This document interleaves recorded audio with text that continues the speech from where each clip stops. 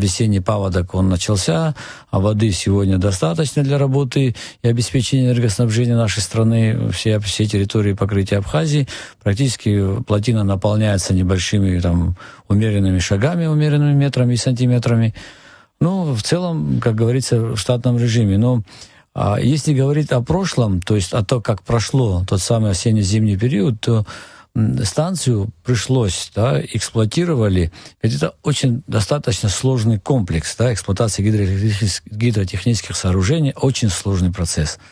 И такого, наверное, не за все время эксплуатации практически не происходило, когда уровень плотины пришлось опустить ниже, чем 410 метров. А на такой глубине и на таких уровнях эксплуатация гидростанций технико-технологически запрещено. Но, однако, в связи с вынужденной ситуацией пришлось все-таки выйти на такие риски, где эти риски не оправдали себя.